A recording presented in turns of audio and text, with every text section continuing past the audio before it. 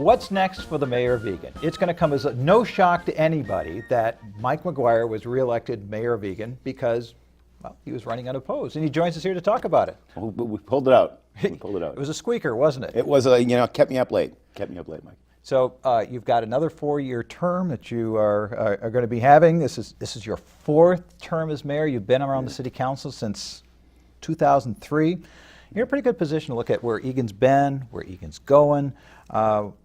When you look at how does the past inform what the future is going to be for us? Well, thanks. And before I go on, thanks for having me today and for asking the questions. I'm very appreciative of being reelected in my 4th term. One of the things that's kind of gratifying is when you run unopposed, it's fairly easy for people to pass you over on the ballot and not vote. So I'm really appreciative and humbled by the more than 27,000 voters who cast a vote for me, regardless of the fact that I didn't have an opponent. And it tells me that the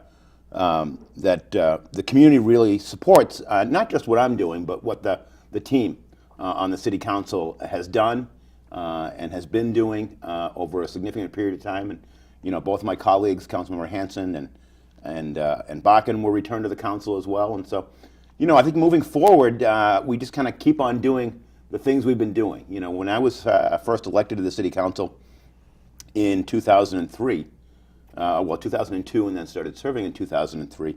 We had we were just undertaking a redevelopment in the Cedar Grove, and the Great Recession kind of brought that to a halt. When I was first elected mayor, shortly afterwards, Lockheed Martin announced that they were going to be parting the city of Eagan, and then shortly after that, Northwest and Delta merged.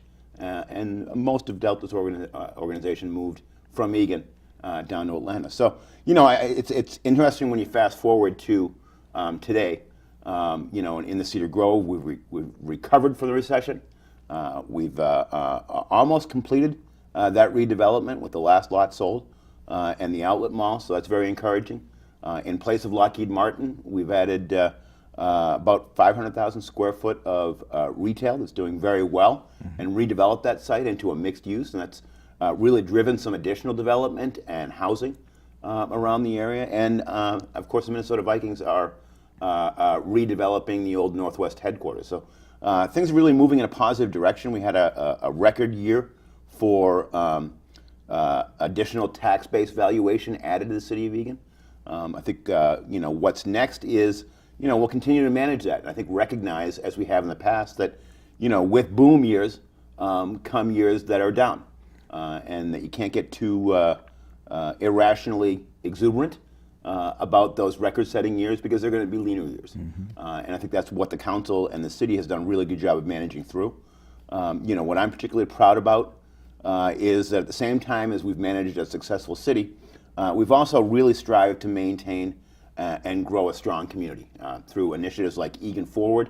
I think we've really looked at what's Eagan's role and the community's role in things like public art, and in creating and recognizing that we're a more diverse community, and how do we acknowledge that diversity, how do we embrace that diversity, and how do we make sure to become a more welcoming community. And I think we've done a fabulous job on that. So I'm very excited about what's next. From my perspective, the biggest things in terms of what's up next is really managing the demands on our city services that are result from our successes. We've seen that in the police department, and having to add additional officers to be able to both tend to about 1 million square feet in total of new retail that's been added to Eagan in the last 4 or 5 years.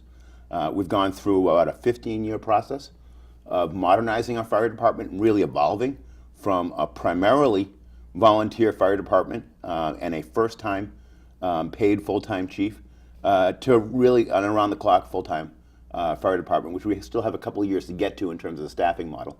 But then also the equipment and things like that, and the station infrastructure is something that we've done a great job over the next 15 years, or the last 15 years, and I think we'll still have to manage some of that.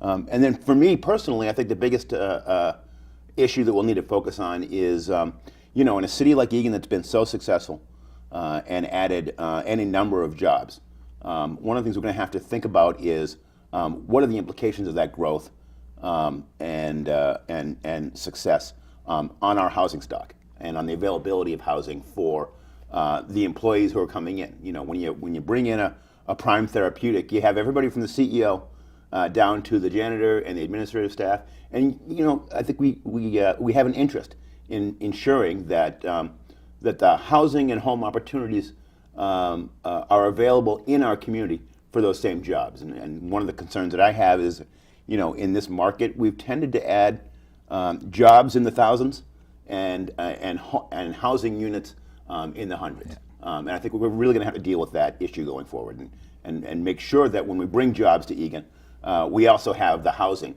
for those employees. And you know, we've had some businesses in Eagan that have had to delay open, in part because their workforce wasn't available here in Eagan, and they had to go through some really large efforts to try to bring those workers in order to get those operations going. So I'm hearing you say growth being our success here is our greatest challenge, is that we dealing with it, and you've outlined some things, some areas that you're concerned about. How, process-wise, how do we deal with figuring out the best way to do that? Well, you know, I mean, with housing, and you're right. I mean, these are the kinds of problems you want to have. You'd rather have these, Yeah, right? Yeah. You know, without growth in the commercial area, for example, one of the things you risk is increasing the burden of public services being on residential taxpayers. So you always want to have that commercial industrial growth, but it does come with implications. You know, in terms of how you deal with specifically the housing implications that I'm so concerned about, I think one of the things it takes is, first off, acknowledging the relationship between growth in jobs and increased demand for housing and increased demand for diversity of housing stock. You know, around the state of Minnesota, since the Great Recession, really, we've fallen behind in producing new homes, whether they're single family or in multifamily or condominiums. We've fallen behind in developing that stock. And what it's done is it's created a real estate market, and particularly in the rental market, that is kind of broken. And we're running about 2% vacancies, which means that an apartment that in a healthy market, which is about 5% vacancy, an apartment in a healthy market with this 5% vacancy, in a market where it's 2% vacancy, there's real pressure to bring that rent up. And that moves it out of affordability for teachers and for administrators and for you know, technical officers, et cetera. So, you know, in Eagan, one of the things that we're at the mercy of is the fact that we don't build housing. And that comes from the private sector and from development. You know, the CDA does a great job of trying to account for, in particular, housing at the most affordable need level.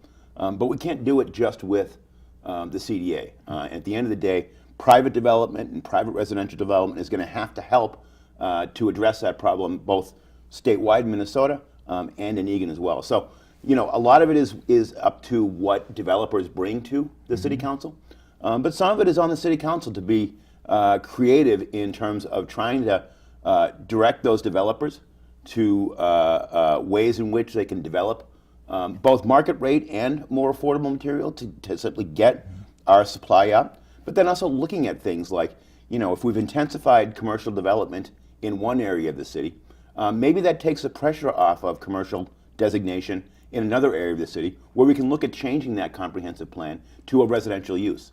And it's not sacrificing of commercial base, because we've really intensified our commercial base, and I think we have to intensify our housing base as well.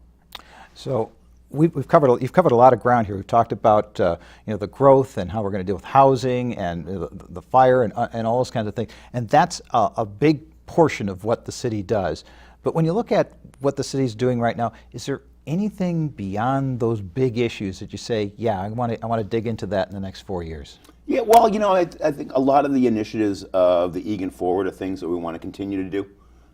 You know, we've just these are small things, but they add up to big things. The city just installed a public art installation at the corner of Yankee Doodle and Pilot Knob. And it's an interesting stainless steel horse. You know, some may like it, some may not. But one of the things that you know, if you're at that corner, you look over to your right and you see the horse, You look to the north, you see the Eagan Tower. I think increasingly having more of a presence and defining ourselves by having those, what I call soft value touches throughout the community. I think it makes the community stronger, and it makes it more attractive for employers and businesses to locate here because of the quality of life. So, you know, those we call them small things, but they're really not small. They're part of building a strong community. So, you know, I'm very committed to continuing to make investments and recognize opportunities for public art. One of the things that I'm really excited about is over the last couple of years, our new parks director, Andrew Pimentel, has gotten particularly creative with pop-up park events and with doing working with private entities to bring more festivals and events here to Eagan. And that's something I want to move forward on and try to take more advantage of, and really continue to put Eagan on the map, not just as a successful city, but really as a destination to come to and have fun. I'm looking very much forward to what comes out of Vikings Lakes. You know, we have a new proposal for a conference hotel, a 4-star conference hotel, I believe it is, and I'm very excited about that. It's something that Eagan has hoped for a long time, and with that comes visitors.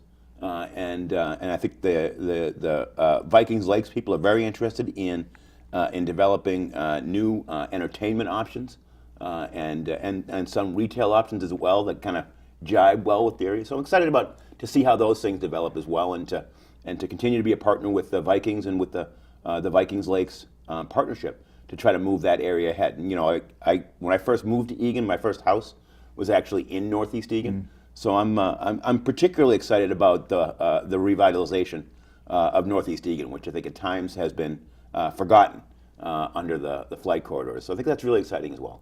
So the bottom line here is stay tuned. There's a lot more to come, and people are going to be watching here in the next 4 years to see what happens. Indeed, yeah, we're looking forward to it. I think it's an exciting time in Eagan. It's going to get even more exciting. Mayor Maguire, congratulations on your re-election, and thanks for joining us today. Thanks for having me. I appreciate it.